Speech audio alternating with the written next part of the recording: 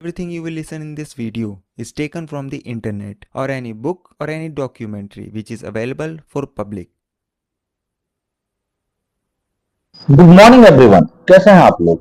उम्मीद है सब ठीक होंगे, अपना और अपने परिवार वालों का ख्याल रखे होंगे। दोस्तों, वक्त है अपनी कहानी की, और आज की कहानी सुनाने से पहले कुछ बातें हैं जो मैं क्लियर कर देना चाहता हूं, और वो बातें क्या है क्या नहीं है ये मैं अब शुरुआत करता हूं। वो बातें ये है कि हर कहानी के 3 पहलू होते हैं, और मुझे लगता है कि तीनों पहलुओं को अगर आदमी जान ले तो शायद उसके लिए चीजों को डिसाइड करना और ज्यादा आसान हो जाता है। तीनों पहलू में एक उनका जो पार्टी होगा, पहली वाली पार्टी, और दूसरा जो विपक्षी पार्टी होगी, और तीसरा पक्ष होगा सत्य का, यानी सच्चाई का, कि क्या सच्चाई है।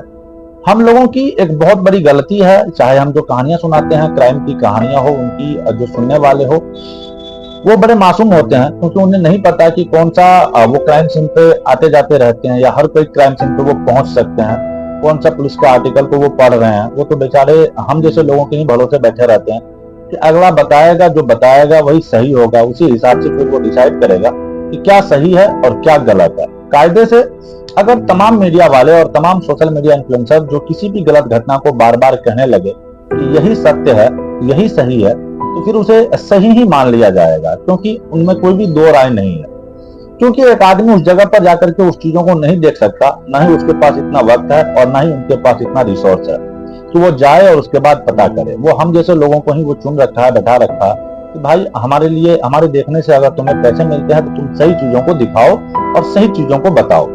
लेकिन एक बहुत बड़ी कमी है हम लोगों की, हम अपनी ओपिनियन जो हमारी व्यक्तिगत जो राय है उस हिसाब से चाहते हैं कि आप लोग भी वही सोचें, वहीं से फिर आप लोग मैनिपुलेट हो जाते हैं। अब ऐसा मैं क्यों कह रहा हूं, इसकी सच्चाई आगे मैं बताता हूं कि आप में से इसको कई टुकड़े में समझिए। हो सकता है कि इस कहानी के बाद कई लोग मुझे भी इस पार्टी का समझे या फिर उस पार्टी का समझे, लेकिन मेरा मानना है कि अगर मैं इस जगह पे बैठा हूं तो मेरी जो व्यक्तिगत मान्यताएं हैं, जब तक मैं कहानी सुना रहा हूं तब तक मैं कैमरे के सामने हूं, और अपनी व्यक्तिगत मान्यताओं को अगर हटा के सच्चाई के पक्ष में रखें तो शायद मेरे लिए चीजें और ज्यादा आसान हो जाएगी। अब ये भी मैं ऐसा क्यों कह रहा हूं, तो आप पहले कहानी सुन लीजिए। आप में से पिछले कई दिनों से सोशल मीडिया पे आप लोगों ने एक खबर सुन रही होगी, अलग अलग न्यूज चैनलों पर अलग अलग पत्रकारों के माध्यम से कई चीजें दिखाई गई है। कुछ लोग अपना पक्ष रखते हैं, और उन पक्षों में से एक चीज जो सबसे ज्यादा कॉमन है कि मंगेश यादव का जो इनकाउंटर हुआ है वो फेक है। उस पर कई तरह के सवाल उठ रहे हैं, तरह तरह के चीजें, और इन तमाम सवालों को जब उठाया गया तो कल मैंने भी कई सारे सवाल उठाए थे। तो जब मैं सवाल उठा रहा हूं तो मेरी जिम्मेदारी बनती है, यह भी बनता है कि अगर पुलिस वालों ने कोई जवाब दिया है तो उन चीजों का, उसका भी आपके सामने तक उसको भी मैं पहुंचाऊं, ताकि आप डिसाइड कर सकें, ना कि मैं अपने मन से बताऊं। हाँ, ऐसा ही हुआ है। तो कल कई तरह के सवाल उठे थे, अलग अलग चैनलों को मैंने भी खंगाला। तो पहला सवाल यह था कपड़ों को लेकर के कि वो कपड़े क्यों गए थे, कैसे गया था, यानी जो भी ब्लड प्रूफ जैकेट के अलावा बाकी तमाम चीजें कपड़ों में जो हो, या चप्पल में हो पुलिस वाले, या टी शर्ट में हो, कोई सैंडल में हो, तमाम चीजें एक दूसरे पे सवाल उठाया था। तो सवाल यहाँ यह है कि क्या मंगेश यादव का जब इनकाउंटर हुआ तो जो बाइक की बरामदगी हुई थी, बाइक 20 तारीख को चोरी हो गई थी, और यह बात पुलिस का कहना है, लेकिन 28 तारीख को ही कंप्लेंट क्यों दर्ज हुई, यानी 8 दिन तक कंप्लेंट क्यों दर्ज नहीं हुई? क्या जानबूझ के बाइक चोरी की बाइक को वहां पे गिराई गई? दूसरा सवाल या तीसरा सवाल जो मैंने खुद पूछा कि भाई इनकाउंटर हो गया, चलिए हम मान लेते हैं कि वो फेक इनकाउंटर नहीं था, सही इनकाउंटर था, तो क्या इस इनकाउंटर के बाद जो कुछ भी सोना वोना का जो चोरी हुआ था वो ज्वेलरी शॉप में, वो तमाम चीजें जो चोरी हुई थी वो कहाँ गई? क्या पुलिस ने बरामद की? और अगर बरामद की तो क्या व्यापार करने वाले जो व्यापारी थे उनको वो चीजें मिली या नहीं मिली? तीसरा और सबसे बड़ा और चौथा सवाल कि इसमें जो सबसे इंपॉर्टेंट सवाल जो लगातार पुलिस प्रशासन के ऊपर घर वाले उठा रहे हैं कि क्या मंगेश यादव उस क्राइम सीन पर मौजूद था? क्योंकि एक वीडियो सोशल मीडिया पर बहुत तेजी के साथ वायरल हो रहा है, जिसमें मंगेश यादव की जो बहन है, बेचारी 10th क्लास में पढ़ने वाली, लगभग 13-14 साल की जिसकी उम्र है, प्रिंसी यादव, वो कह रही है कि मेरा भाई जो था वो मेरे साथ स्कूल गया था स्कूल की फी जमा करने के लिए, और यह तमाम मेन सवाल थे। और यहीं से फिर उठा कि जब कोई लड़का अपनी बहन की फीस जमा करवाने गया था, मंगेश यादव, तो फिर वो क्राइम सीन पर कैसे मौजूद हो सकता है? सम सर की भी कहानी आप लोगों ने सुनी होगी। उस कहानी में भी उन्होंने कहा कि उनके किसी सब्सक्राइबर ने उन्हें ईमेल भेजा था और कहा था कि मैंने खुद देखा था कि रात को पुलिस आई थी और उसे लेकर के गई थी। तो जो मेजर मेजर 4 सवाल है, चारों सवालों के जवाब जो पुलिस वालों ने दिए और उनके जो सबूत दिखाए, तो मुझे लगता है कि आप लोगों में ट्रांसपेरेंट तरीके से जो देखा, पहले मैं दिखा दूं। पहला सवाल जो प्रिंस यादव ने उठाया कि मरने वाले जिसका इनकाउंटर हुआ है मंगेश यादव की बहन, मंगेश यादव की बहन ने कहा ऑन द कैमरा मीडिया के सामने, आप तमाम न्यूज चैनलों पर देख सकते हैं कि जो मेरा भाई है वो कई दिनों से घर पर था, इनकाउंटर की बात हुई उस टाइम भी वो घर पे ही था। घर से पुलिस वाले आते हैं और उनको उठा करके लेकर चले जाते हैं। हम लोग देखते रह गए, हमें लगा कि वो पूछताछ करके छोड़ देंगे। उसके बाद कुछ देर के बाद खबर आती है कि हमारे भाई का इनकाउंटर हो गया है। अब एक 13-14 साल की लड़की जब भावुक होकर के कह रही है, तो आंखों में आंसू लिए कह रही है, तो सभी जितने भी लोग उन्हें देख रहे होंगे, शायद उन सबका कलेजा पसीज गया होगा। यार, एक मासूम बहन, मासूम सी लड़की अपने इकलौते भाई को खो दिया पुलिस की साजिश की वजह से, पुलिस की रंजिश की वजह से। उसके बाद फिर यह सवाल उठा कि जब वो भाई अपनी बहन को लेकर के वहां गया था, तो क्राइम सीन पर वो कैसे आ गया। इसके जवाब में एक वीडियो वायरल हुआ और इस वीडियो को सबसे पहले आप देख लीजिए, उसके बाद आगे की कहानी को हम शुरू करते हैं। यहाँ नहीं है। तुम्हारा नाम क्या है? प्रिंस यादव। प्रिंसी यादव। क्या लगती हो मंजेश के? मंजेश कई बार जेल गए हैं? 2 बार। कहाँ से? जौनपुर से बड़े अच्छा। वो खा के मारे हैं। कितने दिन से गए हैं बाहर? अरे भाई 2-3 महीने। 2-3 महीने से। हाँ हाँ करा। शादी हुआ है उसका? हाँ, कई लड़के हैं आपके? एक ही लड़का है। इस वीडियो में जो चीजें हो रही है, जो भी वीडियो अगर आप समझ गए होंगे तो फिर उनको भी समझ, जो भाषा की वजह से जिन लोगों को नहीं समझ में आया उनको मैं बता दूं कि इस वीडियो में जो दिख रही है, जो लड़की है, वो मंगेश यादव की बहन प्रिंसी यादव है और जो महिला है वो मंगेश यादव की माँ है। दोनों से पुलिस वाले पूछताछ कर रहे हैं। पूछताछ में ये भी पूछ रहे हैं कि मंगेश कहाँ है, तो इस पर जो माँ और बहन है उन्होंने जवाब दिया कि मंगेश तो यहाँ पे कई दिनों से नहीं आया है। मंगेश कई महीनों से कमाने के लिए गया है और कमाने खाने के तलाश में घर से बाहर ही रहता है, घर पे नहीं आया है। अब यह बयान ऑन द मीडिया तो नहीं, लेकिन ऑन द कैमरा माँ और बहन ने इनकाउंटर होने से पहले दिया है। अब जो भाई बाहर गया हुआ है, बाहर कमा रहा है, घर पे ही नहीं है, कई महीनों से नहीं है, तो इनकाउंटर होने के बाद वही बहन, वही वीडियो, वही कैमरा, सब कुछ अब वही कह रही है कि मेरा भाई कई दिनों से घर पे ही है और घर पे होने की वजह से वो मेरा भाई फीस जमा करवाने के लिए गया था और फीस जमा करवाने के बाद वो घर पे ही था, तब उसे पुलिस उठा करके ले गई और पुलिस के उठाने के बाद फिर उसका इनकाउंटर कर देती है। अब आप में से कई लोगों, कई दोस्त ऐसे होंगे जिन्हें लग रहा होगा कि यह वीडियो फेक है, तो अगर आप उस वीडियो को ध्यान से देखिएगा दोबारा, तो उस वीडियो में जो महिला है उसके ठीक पीछे कुछ पुलिस वाले टॉर्च जला के घर के अंदर आसपास देखने की कोशिश भी कर रहे हैं कि यहाँ पर कोई इस तरह का प्रूफ आप लोगों को मिल गया होगा कि जो सवाल करने वाला है वो कोई बाहर का लोग नहीं है, कोई लोकल नहीं है, पुलिस वाले ही सवाल कर रहे हैं। साथ ही इस वीडियो में यह भी पूछा गया कि जो प्रिंसी यादव है उनसे और जो बाकी जो उसकी माँ है कि आपके बेटे ने कितने अपराध किए हैं, क्या जेल वेल भी हुई है, तो उस पर भी गोलमोल जवाब ही माँ और बिटिया ने दिया। और यह वीडियो यहाँ से प्रूफ होता है कि या तो पहला वाला वीडियो सही है या फिर दूसरा वाला वीडियो सही है। दोनों में से एक ही वीडियो सही होता है, क्योंकि कल जब मैं ये सवाल उठा रहा था कि एक आदमी 2 जगह पे मौजूद नहीं हो सकता, तो यही बात तो इस वीडियो में भी लागू होती है कि एक आदमी 2 जगह पे मौजूद नहीं हो सकता है।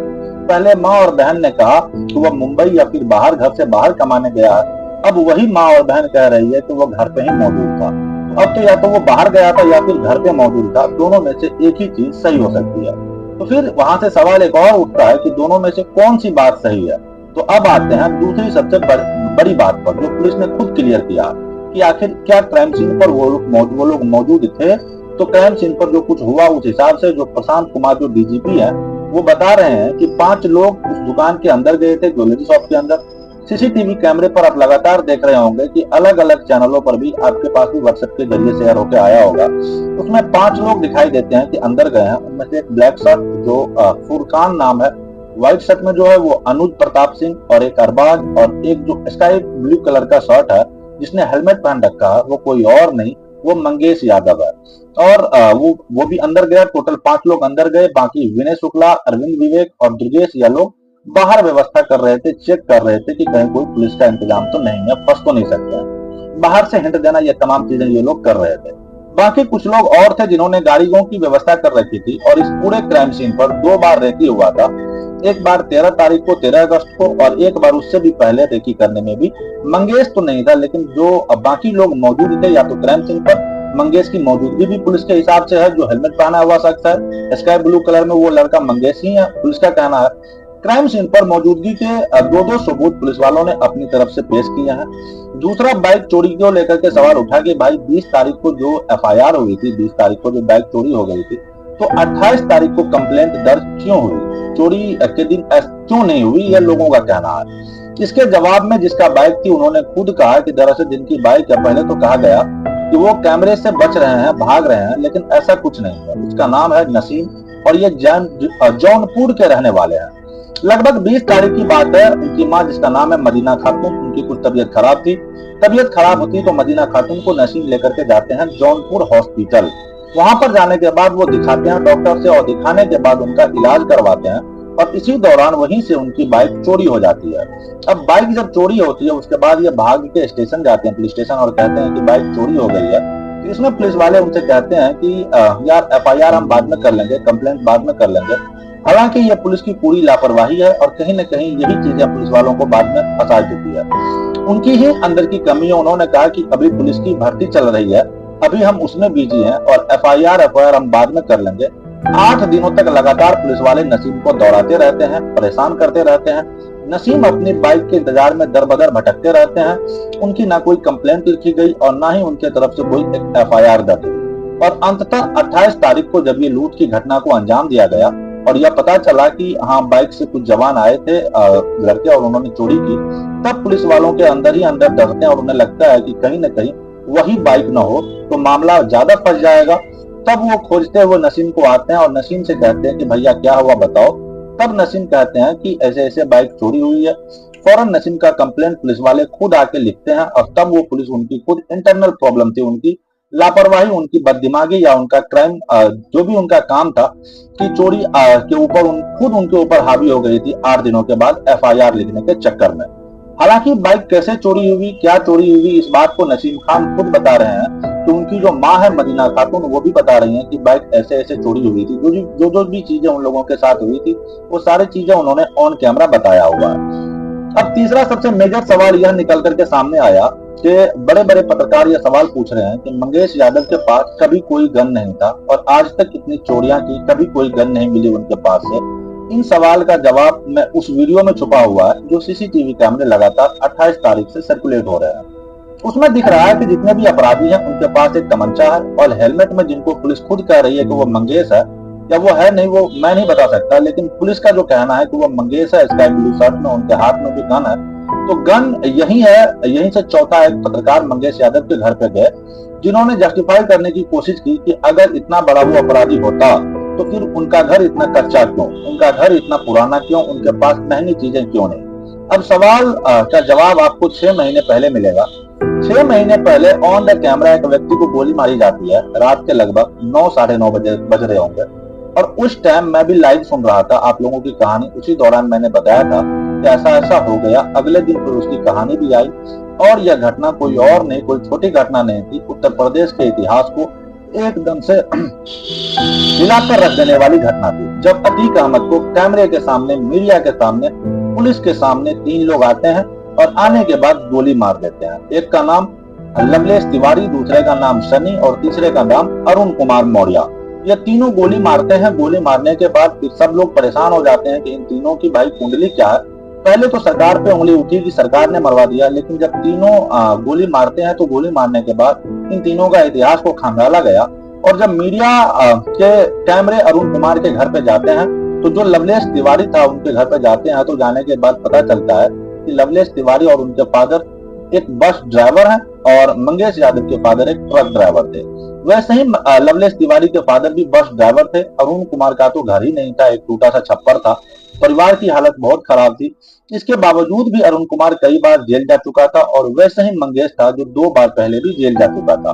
या कोई अमीर इसलिए वो कोई अमीर है इसीलिए वो क्रिमिनल होगा या कोई गरीब है इसीलिए वो क्रिमिनल नहीं हो सकता। ये लॉजिक मेरे समझ से बाहर है, मेरे समझ में भी नहीं आती है। और भी कई तरह के सवाल थे जो मैंने उस वीडियो में ही छुपा रखा है। तीसरा एक अहम पहलू की सोना क्या हुआ, तो जो सोना था जिसको लेकर के एक बड़ा सवाल उठ रहा था कि भाई सोना कहाँ गया, और उसको लेकर के कुछ लोग पूछ रहे थे। तो डीजीपी प्रशांत कुमार है, उन्होंने खुद बताया अपनी प्रेस कॉन्फ्रेंस करके कि जब अनुज ने अपने आप को सरेंडर करवाया और विपिन ने सरेंडर करवाया तो अनुज के पास से लगभग 1.2 केजी गोल्ड मिला, 1.2 केजी गोल्ड मिला, साथ ही 2 किलो सोना मिला। और जो विपिन सिंह के पास से मिला, जब विपिन सिंह को पकड़ा गया और विपिन सिंह ने सरेंडर किया तो 5 दिन की जब रिमांड ली गई तो विपिन ने तब वहां से 3 और नाम निकल करके सामने आए, उसमें से अनुज, फुरकान और अरबाज। इन तीनों से जब पूछताछ किया गया तो दुर्गेश, विनय, अरविंद यादव और बाकी मंगेश, इन सबका नाम निकल करके सामने आया। तो सोना लगभग बरामद कर लिया गया है। 10 किलो 50 ग्राम इधर उधर होगा, थोड़ा बहुत 10-50 ग्राम जो भी होगा इधर उधर हुआ होगा। इन लोगों ने बेच दिया होगा या फिर लुटा दिया होगा भागते भागते टाइम। सुल्तानपुर से ही ये लोग भाग रहे थे। तो एक जगह पड़ती है मंडी, जो लोग सुल्तानपुर के रहने वाले होंगे उन्हें अच्छे से इस बात को पता होगा, वो जान रहे होंगे कि मंडी से भागते टाइम जो कि वहाँ ट्रैफिक था और ये लोग लूट के भाग रहे थे, तो इनके पास कोई प्रोफेशनल बैग तो था नहीं। उस बैग में एकदम पेटी पैक करके लगभग भाग रहे होंगे, हड़बड़ी में भागते भागते कुछ पैसे और कुछ सोने के आभूषण इनमें से गिर जाते हैं। वहां पे इस बात को लेकर के बहुत बड़ी लूटपाट मचती है। पुलिस वाले फिर मौके पर आते हैं, उसे जो भी चीजें गिरी पड़ी थी उसको बरामद करते हैं और उनका वीडियो भी सोशल मीडिया पर वायरल हुआ था। मैं खुद देख रहा हूँ कुछ ग्राम सोने का हेरफेर है, बाकी लगभग जो सोना है उस सोने को बरामद कर लिया गया है। जो व्यापार मंडल है प्रदेश लेवल का, उनका जो प्रदेश अध्यक्ष यानी तमाम व्यापारियों का एक अपना समूह है, तमाम व्यापारियों का जो समूह था वो धरने पर भी बैठा था। तमाम सुल्तानपुर पूरा का पूरा बंद था। उन्होंने खुद अपने प्रेस कॉन्फ्रेंस में कहा कि जो सोना है व्यापार मंडल के सामने है, सोना बरामद कर लिया गया है और कुछ कागजी कार्रवाई है, उसको पूरा करने के बाद जो सोना है उनके जो मालिक है उनको दे दिया जाएगा। तो सोने की बरामदगी भी हो गई। अब सबसे बड़ा सवाल यह है कि क्या मंगेश यादव कोई क्राइम रिकॉर्ड है और मंगेश यादव को फर्जी तरीके से मारा गया, ये दोनों चीजें में से कौन सा सही है? तो 2 सवाल पुलिस के पास अभी भी मौजूद है, पुलिस वालों को घेर के रखे हुआ इन 2 सवालों में, और शायद इन सवालों से निकलना पुलिस वालों के लिए आसान नहीं होगा। पहला सवाल कि जब वो इनकाउंटर करने जा रहे थे तो इनकाउंटर करते वक्त उन्होंने उस हिसाब के कपड़े क्यों नहीं पहने थे? वो इतने बड़े जुनूनी थे, क्या जान को दांव पे लगाने का उन्हें शौक था कि मैं चप्पल में जाकर के दौड़ के इनकाउंटर कर दूंगा? और दूसरा सबसे बड़ा सवाल कि जिस गाड़ी से वो लोग भाग रहे थे यानी मंगेश था और जो वो शख्स था, जो दूसरा शख्स वो भाग गया, कहाँ गया? वो अभी तक पकड़ा भी नहीं गया है। क्यों नहीं पकड़ा गया, ये दूसरा सबसे बड़ा सवाल है। और उसके बाद रात के पास इनको इनपुट मिला था, तो वहां कहाँ गया? इन सारी इनपुट को जो उन्होंने अपने रिसोर्सेज के जरिए उन्हें मिला था, तो उन्हें कैसे पता चला कि ठीक उसी वक्त अपने बैग में लूटपाट के सामान को चोरी करके वो बेचने के लिए जाएगा, वो भी रात के 3 बजे? ये भी सवाल इलॉजिकल मुझे लग रहा है। इसके पीछे कुछ चीजें अभी भी है जो मुझे लगता है कि शायद छुपाई जा रही है या फिर लोगों के सामने बाहर निकल करके नहीं आई है। तो खैर वक्त आगे जब बढ़ेगा तो जरूर इस कहानी के बारे में भी हम बताएंगे आपको कि इसमें क्या मंगेश यादव का एनकाउंटर फेक है या फिर रियल है। इन सवालों के जवाब का इंतजार मैं आप लोगों का करूंगा जरूर। कमेंट सेक्शन आप लोगों के लिए खुला है, कमेंट सेक्शन में जरूर आप लोग बताइए कि आप लोगों के पॉइंट ऑफ व्यू से आप लोगों को क्या लगता है। खैर यही था हमारी आज की कहानी। आई होप कहानी आपको समझ में आ गई होगी। कहानी अगर पसंद आया हो तो वीडियो को लाइक जरूर कीजिएगा और चैनल पर अगर नए हैं तो जाते जाते चैनल को सब्सक्राइब कर बेल आइकन जरूर से प्रेस कर दीजिएगा। जल्दी मिलते हैं किसी और कहानी में किसी नए फैक्ट के साथ। तब तक के लिए अलविदा लेना चाहते हैं। जय हिंद, जय भारत।